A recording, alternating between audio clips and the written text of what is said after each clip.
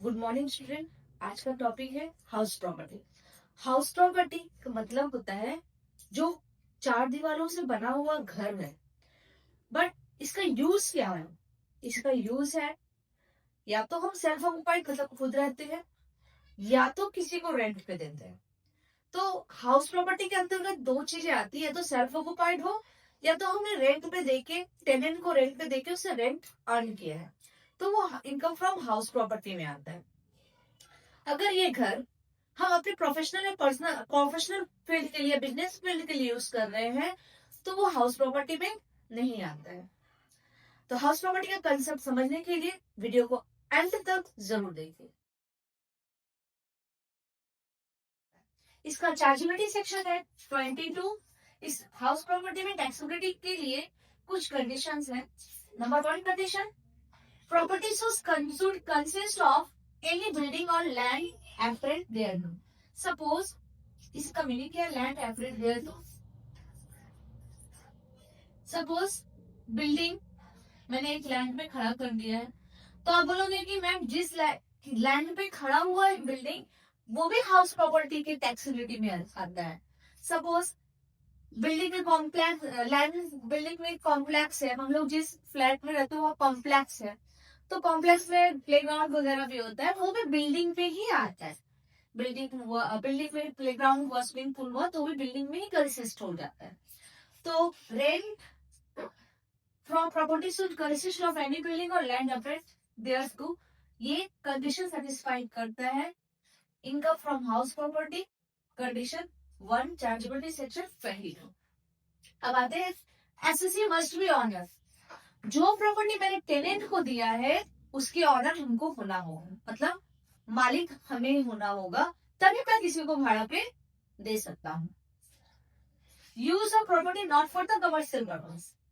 Simple meaning, जो house property income from house property में आएगा उसका यूज कमर्शियल पर्पस के लिए नहीं होना चाहिए, मतलब बिजनेस एंड प्रोफेशनल पर्पस के लिए नहीं होना चाहिए। जैसे इस बिल्डिंग में मैं ट्यूशन पढ़ा रही हूँ, कोचिंग पढ़ा रही हूँ, और इससे जो इनकम जनरेट होगा वो मेरे इनकम फ्रॉम हाउस प्रॉपर्टी में नहीं आएगा। बट इसी बिल्डिंग को मैं किसी टेनेंट को दे दे रही हूँ और उससे इनकम जनरेट हो रहा है, तो इनकम फ्रॉम हाउस प्रॉपर्टी में आएगा। अब हम लोग बोलेंगे मैं जॉब पढ़ा के जो इनकम जनरेट किस पे जाएगा, वो income from business and profession में जाएगा। नेक्स्ट, टीम डॉनर एक टॉपिक है, ये आप डिस्कशन करेंगे हम लोग। What is team Donner? Team Donner, team Donner में ट्रांसफर टू स्पाउस, मतलब आप अपनी प्रॉपर्टी अपने स्पाउस के नाम पे कर दे रहे हैं, पर वो कुछ अर्न नहीं कर रही है या कर रहा है, तो अल्टीमेट आपने ट्रांसफर किया है, तो ये आपके हाथ में ही टैक्सेबल होगा। माइनर चाइल्ड, आपको पता है नॉट एलिजिबल फॉर टैक्स, अगर वो प्रॉपर्टी किसी और के द्वारा दिया हुआ है, माइनर चाइल्ड के हाथ में अगर उसका एलिजिबिलिटी नहीं है, तो वो टैक्स नहीं देता है। जो उसको प्रॉपर्टी ट्रांसफर करता है, he become the eligible for the tax. Holder to any particular assets, मतलब किसी एसेट्स का अगर अगर कोई एसेट्स एसएससी के पास है, वो उसका देखभाल कर रहा है, तो वो उसके नाम पे नहीं होने के बावजूद भी वो उसका टैक्स पे करेगा। Member of cooperative society, suppose किसी कोऑपरेटिव सोसाइटी का मेंबर है और उसको घर अलॉट कर दिया गया, अगर वो घर अलॉट कर दिया और उस घर से वो अर्न कर रहा है, जो घर उसके नाम पे नहीं है बट उस घर से वो अर्न कर रहा है, तो ही become the liable for the taxation. इसको ही बोलते हैं डीम्ड ऑनर। ना उसका पोजीशन है, ना उस बंदे का पोजीशन है, पर वो कोऑपरेटिव सोसाइटी का मेंबर होने की वजह से उसको वो हाउस प्रॉपर्टी ट्रांसफर किया गया, बट वो बंदा उससे अर्न कर रहा है, तो लीगलिटी वही उसका मालिक है और वही बिकम द टैक्स देगा। प्रेजेंट पोजीशन ऑफ प्रॉपर्टी, जैसा मैंने कहा प्रॉपर्टी आपके पोजीशन में, आप उसकी देखभाल कर रहे हो, आप उसमें रह रहे हो, आप उससे अर्न कर रहे हो, then you are become the liable for the tax. इस आपको बोला जाएगा deemed owner. Person having a right in a property of a period not less than 12 year, अगर 12 साल से ज्यादा आप किसी प्रॉपर्टी में रह रहे हो, या 12 साल से ज्यादा किसी को आप उसको रेंट पे दे रहे हो, तो आप उससे अर्न कर रहे हो, you are become the owner, क्योंकि आप इस एक तरह का लिस्ट का केस हो जा रहा है। आप ऑनर हो, आप ही उसको को टैक्स पे करो, बिकॉज गवर्नमेंट आपको टैक्स ऑफिसर आपको दिन ऑनर है। अब हम लोग इसका गवर्नमेंट के साथ कंटिन्यू करेंगे। Income from let out house property, जैसे कि हमने कहा न्यूजेंस ऑफ हाउस प्रॉपर्टी दो तरह का है, लेट आउट और सेल्फ ऑक्युपाइड। लेट आउट में ग्रॉस एनुअल वैल्यू, इसका शॉर्ट फॉर्म है अपना गैप, उसके less municipal tax. Municipal tax के ऊपर भी बहुत सारे प्रोविजन है, हम लोग उसको भी डिस्कशन करेंगे। पहले हम लोग सबसे पहले समझेंगे गैप कैसे निकालते, इसमें बहुत सारे स्टेप्स दिए, उसको भी समझेंगे। इसका हम लोग नोट बनाएंगे, नोट बिना बनाए इसका क्लियरिटी नहीं होगा। तो डायरेक्ट गैप क्वेश्चन में दिया नहीं रहेगा, इसके ऊपर बहुत सारे प्रोविजन है, गैप निकालने के भी बहुत सारे स्टेप्स है। उसको सीखने के बाद फिर हम लोग म्युनिसिपल टैक्स का भी बहुत सारा प्रोविजन है। Actually municipal tax is always deducted if paid by the owner, अगर ऑनर पेड करता है तभी। और भी प्रोविजन है, हम लोग धीरे धीरे डिस्कशन करेंगे। माइनस करके आता है नेट एनुअल वैल्यू, जिसका शॉर्ट फॉर्म है नैव। उसका डिडक्शन अंडर सेक्शन 24 को फॉलो करेंगे। 24A standard deduction 30% of naive, and 24B interest on loan.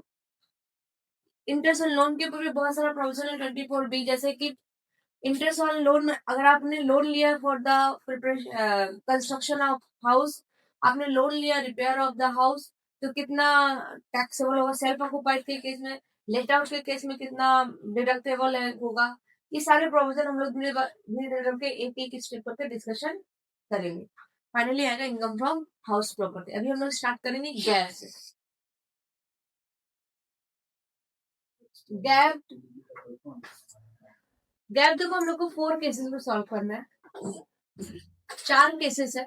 यहाँ पे पहला केस है if house property let out throughout the year. If house property let out throughout the year, मतलब पूरे के पूरे साल मैंने भाड़े पे लगाया है और पूरा का पूरा साल मेरे को क्या मिला है, रेंट मिला है। यहाँ पे स्टेप 1 में निकालना रीजनेबल एक्सपेक्टेड रेंट। इसका फॉर्मूला क्या है, municipal value fair rent whichever is higher subject to standard rent. Standard rent को क्रॉस नहीं कर सकता। म्युनिसिपल वैल्यू और फेयर रेंट जो भी ज्यादा होगा वो स्टैंडर्ड रेंट को क्रॉस नहीं कर सकता। Step 2, actual rent means annual rent become the actual. यहाँ पे तो पूरे साल ही हमको रेंट मिला है, तो एनुअल रेंट ही क्या हो जाएगा हमारा, एक्चुअल रेंट। तो गैप क्या होगा, gap equal to higher of step 1 and step 2, जो ज्यादा होगा इन दोनों में वही क्या हो जाएगा, बिकम द गैप। हम लोग इस एग्जाम्पल को समझने से पहले सबसे पहले समझेंगे इन जो वर्ड्स है इसका मतलब क्या होता है। म्युनिसिपल वैल्यू मतलब होता है प्रॉपर्टी का, जो मेरा हाउस प्रॉपर्टी का जो वैल्यू है decided by the municipal authority. Okay, तो उसके थ्रू हम रेंट डिसाइड कर सकते हैं। जब मेरा वैल्यू, मेरे प्रॉपर्टी का वैल्यू इतना, तो रेंट कैसा कितना होना चाहिए। नेक्स्ट है आपका फेयर रेंट। आप जिस लोकेलिटी में रह रहे हो उस लोकेलिटी में तो और भी हाउस प्रॉपर्टीज है, उसके रेंट के हिसाब से आप अपने हाउस प्रॉपर्टी का रेंट डिसाइड करो। स्टैंडर्ड रेंट मतलब rent decided by rent control act. Rent control act के थ्रू आपका क्या होगा, रेंट डिसाइड होगा। तो ये तीनों वर्ड्स का मीनिंग आपको क्लियर है। एक्चुअल रेंट रिसीव आप जानते ही हैं। अब हम अगर बोले कि यहाँ पे हम मैम हमको स्टेप वाइज जाना है as per case 1 if the property let out throughout the year. यहाँ पे केस 1 में हमने क्या, केस 1 में ये था और मेरा स्टेप 1 क्या था, RER डिसाइड करो, रीजनेबल एक्सपेक्टेड रेंट। तो अगर हम बोले स्टेप 1 के तहत इन तीनों में RER कौन होगा, हम एक एक घर का सॉल्व करते हैं। तो म्युनिसिपल वैल्यू, फेयर रेंट, इन दोनों में हायर कौन है, 11,500। Whichever is higher subject to standard rent, 11,500 higher है, स्टैंडर्ड रेंट को क्रॉस कर रहा है, नहीं कर रहा है। तो RER क्या हो जाएगा मेरा, 11,500 जो हायर, मैंने फिर से एक बार एक्सप्लेन कर रहे हैं, municipal value fair rent whichever is higher, दोनों में जो हायर होगा 11,500, स्टैंडर्ड रेंट को क्रॉस नहीं करना चाहिए। स्टैंडर्ड रेंट को क्रॉस नहीं कर रहा है तो आर क्या हो जाएगा 11,500। Step one clear. Step two, चूंकि केस वन है इसमें कुछ डिफिकल्टीज ही नहीं है, तो एक्चुअल रेंट रिसीव्ड हमारा क्या है 10,800। अब higher of step one and step two become the gap. Gap का हम कैलकुलेशन करने को बोले तो higher of step one and step two, तो इसमें से हायर कौन सा है 11,500 मेरा गैप हो जाएगा। ये हुआ हाउस वन। हाउस टू में जाते हैं, आपको बता देते हैं यहाँ भी क्राइटेरिया है metro city non metro city. ये भी हम लोग जो भी बना रहे हैं म्युनिसिपल वैल्यू ले रहे हैं, यहाँ पे नॉन मेट्रो सिटी या मेट्रो सिटी इसलिए इंक्लूड नहीं, मैंने क्वेश्चन में कुछ ऐसे स्पेसिफाइड नहीं किया था। अगर मेट्रो सिटी स्पेसिफाई कर देता तो म्युनिसिपल वैल्यू का कैलकुलेशन डिफरेंट हो जाता, तो उससे हम लोग ग्रॉस म्युनिसिपल वो भी हम लोग सीखेंगे धीरे धीरे। फिलहाल house two, municipal value fair rent whichever is higher 14,000 subject to standard rent cross कर दे रहा है, तो अब 13,000 बिकम आर 12,000 दिया हुआ है। इन दोनों में जो हायर होगा वो मेरा क्या हो जाएगा गैप।